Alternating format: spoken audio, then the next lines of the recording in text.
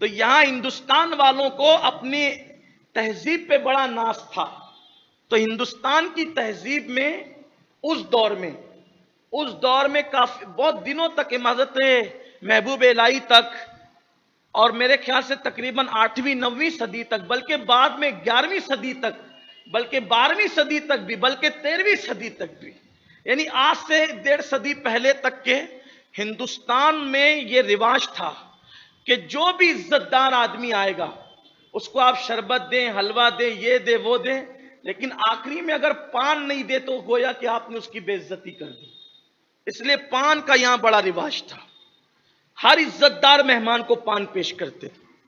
شاہ ولی اللہ محدث دہلوی، یہ بھی ان کے یہاں بھی پان کا بڑا رواج تھا. شاہ عبدالعزیز صاحب کے یہاں بھی بڑا رواج تھا. بلکہ شاہ ولی اللہ صاحب تو بلکہ شاہ عبد الرحیم شاہ ولی اللہ کے والد، یہ اسماعیل دہلوی کے دادا، ایک مرتبہ شعر پڑھ رہے تھے حضرت شیخ سعدی شیرازی کا، اور پڑھتے پڑھتے بھول گئے، دوسرا مصرع یاد نہیں آ رہا تھا، اور پیچھے سے ایک آدمی آیا، اس نے دوسرا مصرع یاد دلایا. کہا جزاک اللہ بھائی، آپ نے مجھے مصرع یاد دلا دیا، لو پان کھاؤ. تو کہا ہم ایران والے نہیں کھاتے، ہندوستان والے کھاتے ہیں. جب دیکھا تو کہا ایران سے کہاں سے ہے؟ تو دیکھا وہ گلی کے اس کونے پر تھے، ایک قدم میں گلی کے اس کونے پہ. کہا حضرت آپ کون ہیں؟ تو کہا جس کا شعر پڑھ رہا تھا وہی تو ہوں، تجھے یاد دلانے آیا تھا، میرا شعر بھول گیا تھا نا تو یاد دلانے آیا. تو بڑا رواج تھا اپنے یہاں پان کا، اور پان بہت عزت دار لوگوں کو پیش کیا جاتا تھا. خانقاہوں میں ابھی بھی رواج ہیں. تو ابھی بھی حضرت محبوب الہی کی خانقاہ میں گیا عرس میں جب بھی، تو میں نے دیکھا کہ وہاں پر سما میں پان پیش کیا جاتا تھا. بندہ نواز کے سدراز علیہ رحمہ کیا گیا تو پانی کے اندر شکر گھول کر کے شربت دیا جاتا. یہ شربت اپنی طرح نہیں بنتا وہاں، میں نے دیکھا کہ وہ چاشنی بنائیں گے، دودھ ڈالیں گے، ایسے نہیں.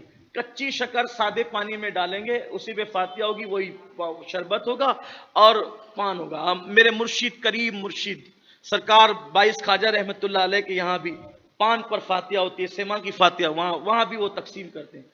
تو اتنی لمبی چوڑی بات بتانے کا مقصد یہ ہے کہ آپ کو پان کا عادی نہیں بنانا ہے. آپ یہ نہیں سوچے کہ ہم شروع کر دیں آج سے، ایسا نہیں ہے. بڑوں کی بڑی بات ہوتی ہے، بڑوں کی ہر چیز نہیں کی جاتی، بڑوں کی ہر چیز نہیں کی جاتی، لیکن بات عزت دار لوگوں کو پان دیا ہے. تو راجہ بھوج نے، صوفیہ فرماتے راجہ بھوج نے جب یہاں سے تحفے تائیں بھیجے، مشک بھیجا، جڑی بوٹیاں بھیجی، یہ بھیجا وہ بھیجا، کپڑے بھیجے، سب بھیجا، تو ہندوستان کے اندر جو یہ تھا کہ عزت دار لوگوں کو پان بھیجا جاتا.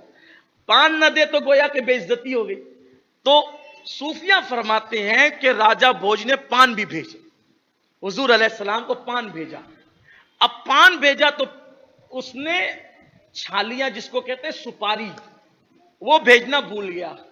تو جب ان کے لوگ پہنچے تو حضور کو پان پیش کیا. میں پھر کہہ رہا ہوں کہ یہ محدثین کی بیان کردہ حدیث نہیں، یہ صوفیہ کے اقوال میں.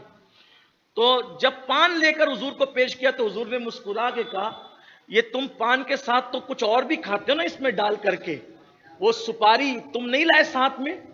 تو انہوں نے کہا رے ہم تو بھول گئے. تو پھر وہ کلمہ پڑھ کے مسلمان ہو گئے. حضور نے ان کا نام رکھا عبداللہ. تو آج بھی ان کو پورے نام سے پہچانا تھا، عبداللہ شاہ چنگال. ان کا مزار یہاں موجود ہے ایم پی کے اندر، دھار شریف کے اندر ہے نا، دھار میں موجود. یہ جو رتلام کے آگے دھار ہے وہاں حضرت عبداللہ شاہ چنگال صحابی رسول کا مزار موجود ہے. یہ ہے